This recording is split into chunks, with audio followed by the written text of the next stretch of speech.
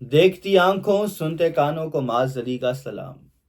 خواتین و حضرات، یہ ویڈیو معمول سے تھوڑا سا ہٹ کے ہے، وہ اس لیے کہ یہ ویڈیو دراصل جواب ہے اس سوال کا جو سوال مجھ سے آپ کے ہی ایک ساتھی نے کامنٹ سیکشن میں کیا، اور وہ سوال یہ تھا کہ پاکستان کے موجودہ حالات کا ذمہ دار کون ہے۔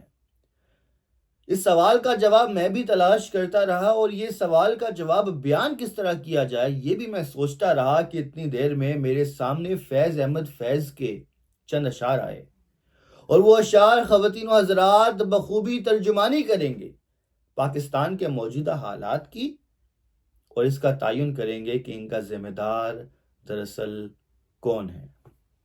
بڑی غور سے آپ نے اشعار سننے ہیں۔ کچھ اس طرح ہیں کہ جس دیس میں ماؤں بہنوں کو اغیار اٹھا کے لے جائیں، جس دیس میں ماؤں بہنوں کو اغیار اٹھا کے لے جائیں، جس دیس سے قاتل غنڈوں کو اشراف چھڑا کے لے جائے۔ بڑے معنی خیز ہیں پہلے دو مصرعی۔ جس دیس سے ماؤں بہنوں کو اغیار اٹھا کے لے جائیں، ڈاکٹر عافیہ صدیقی اور کئی نام۔ جس دیس سے قاتل غنڈوں کو اشراف چھڑا کے لے جائے، وہ پراڈو والی لڑکی چار جانیں کچل کر جب عدالت میں پیش ہو تو عدالت اسے ضمانت دے، اور جب وہ عدالت سے باہر نکلے تو وہ اس طرح وکٹری نشان بنائے، اور وہ دراصل ان چار انگلیوں سے یہ واضح کرے کہ تم کیڑے مکوڑے میرا کچھ نہیں بگاڑ سکتے ہو، کیونکہ میرا تعلق اشرافیہ سے ہے۔ دراصل کہا گیا کہ وہ نشے میں دھت تھی، نہیں، وہ دھت تھی لیکن وہ دولت کے نشے اور طاقت کے نشے میں دھت تھی۔ اس کے سامنے ہماری حیثیت کیڑے مکوڑوں سے بھی کمتر ہے۔ بات کرتے ہیں یہاں پہ right to freedom, right to assembly کی۔ فار ہیون سیک، یہاں پہ رائٹ ٹو لائف تو دو کسی کو۔ یہاں پہ آپ کا رائٹ ٹو لائف بھی کسی اشرافیہ کے مرہون منت ہے۔ میں پھر بولوں گا، جس دیس میں ماؤں بہنوں کو اغیار اٹھا کے لے جائیں، جس دیس سے قاتل غنڈوں کو اشراف چھڑا کے لے جائے، جس دیس کی کورٹ کچہری میں انصاف ٹکوں پہ بکتا ہو، جس دیس کی کورٹ کچہری میں انصاف ٹکوں پہ بکتا ہو، جس دیس میں قاضی منشی بھی مجرم سے پوچھ کے لکھتا ہو، جس دیس کے چپے چپے پر پولیس کے ناکے ہوتے ہوں، جس دیس کے چپے چپے پر پولیس کے ناکے ہوتے ہوں، جس دیس کے مندر مسجد میں ہر روز دھماکے ہوتے ہوں، جس دیس میں جان کے رکھوالے خود جانے لے معصوموں کی، جس دیس میں جان کے رکھوالے خود جانے لے معصوموں کی، جس دیس کا حاکم ظالم ہو سسکی نہ سنے مجبوروں کی، جس دیس میں آٹے چینی کا بحران فلک تک جا پہنچے، جس دیس میں پانی بجلی کا فقدان حلق تک جا پہنچے، جس دیس میں آٹے چینی کا بحران فلک تک جا پہنچے، یوٹیلیٹی سٹورز بند کر دو، 700 ملازمین کو بے روزگار کر دو، ہمیں کخ فرق نہیں پڑتا ہے کیونکہ ان کا تعلق اشرافیہ سے نہیں ہے۔ جس دیس میں آٹے چینی کا بحران فلک تک جا پہنچے، جس دیس میں پانی بجلی کا فقدان حلق تک جا پہنچے، جس دیس کی گلیوں کوچوں میں ہر سمت فحاشی پھیلی ہو، جس دیس میں بنتے ہوا کی چادر بھی داغ سے میلی ہو، جس دیس میں غربت ماؤں سے بچے نیلام کراتی ہو، جس دیس میں دولت شرفا سے ناجائز کام کراتی ہو، جس دیس کے ہر چوراہے پر دو چار بھکاری پھرتے ہوں، جس دیس میں ہر روز جہازوں سے امدادی تھیلے گرتے ہوں. یاد ہے شہباز شریف صاحب اور بلاول صاحب کی ایک ویڈیو آئی تھی جس میں وہ ہیلی کاپٹر سے بادشاہوں کی طرح امدادی تھیلے پھینک رہے تھے.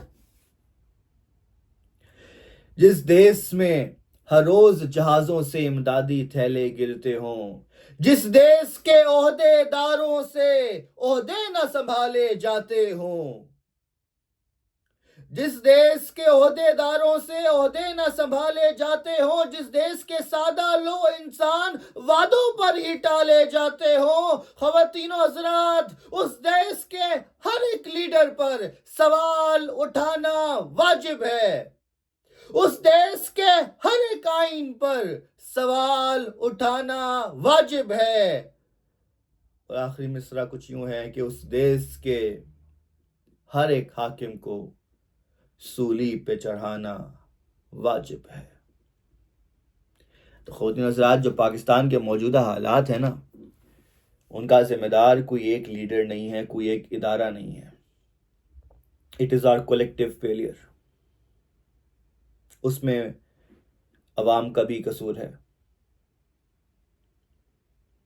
اداروں کا بھی قصور ہے، اور کچھ انڈیویجولز کا بھی قصور ہے.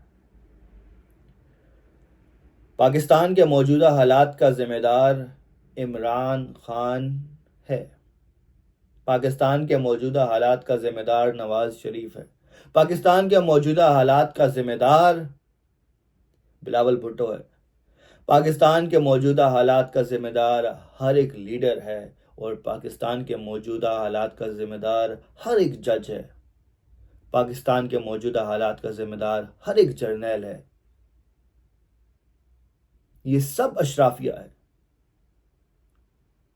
یہ سب اشرافیہ ذمہ دار ہے پاکستان کے موجودہ حالات کی، اور جو مشکلات سے پاکستان آج گزر رہا ہے. کسی ایک لیڈر پر میں سارا ملبہ نہیں گراؤں گا، کسی ایک ادارے پہ میں سارا ملبہ نہیں گراؤں گا. سب کی کوتاہیاں ہیں، سب ذمہ دار ہیں. کسی کا شیئر کم ہوگا، کسی کا زیادہ ہوگا، کسی کا حصہ 3.5 سال کا ہوگا، کسی کا حصہ 30 سال کا ہوگا، کسی کا حصہ 3 بار حکومت کا ہوگا، کسی کا حصہ 1 بار حکومت کا ہوگا. لیکن جس نے جہاں جہاں آئین و قانون کے خلاف جا کر فیصلے کیے ہیں، چاہے وہ قاضی کی کرسی پہ ہو، چاہے وہ حکمران ہو، یا چاہے وہ کسی ادارے میں طاقتور پوزیشن پر ہو، اور اس نے اس کا ناجائز فائدہ اٹھاتے ہوئے آئین و قانون کے خلاف فیصلے کیے ہیں، یہ سب ذمہ دار ہیں. یہ سب ہمارے قصوروار ہیں. یہ سب ہمارے، میرے اور آپ کے مجرم ہیں. یہاں پہ میں پھر ذکر کروں گا وہ پراڈو والی لڑکی. کہا جاتا ہے وہ پاگل ہے. سر نہیں، پاگل وہ نہیں ہے، پاگل ہم ہیں. وہ پاگل کیسے ہو گئی؟ وہ بالکل صحیح ہے. ہم پاگل ہیں جو آواز اٹھاتے ہیں. ہم پاگل ہیں کہ ان اشرافیہ سے سوال کرتے ہیں. ہم پاگل ہیں کہ ان سے سوال کرتے ہیں کہ تم اتنا مال، اتنی دولت، اتنی طاقت کہ نشے میں دھت 4 جانوں کو کچل کر کیسے بچ سکتی ہو؟ ہم پاگل ہیں.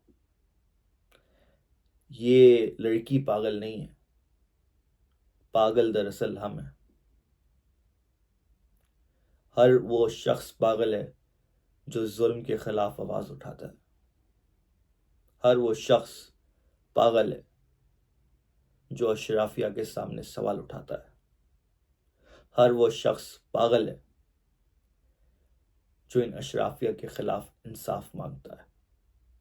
ہر وہ شخص پاگل ہے جو ان طاقتوروں کے ساتھ، ان طاقتوروں کے سامنے حق کی آواز بلند کرتا ہے. اگلی ویڈیو تک کے لیے اتنا ہی. اپنا خیال رکھیے گا. اللہ نگہبان. وطن عزیز کو سلام. پاکستان زندہ باد.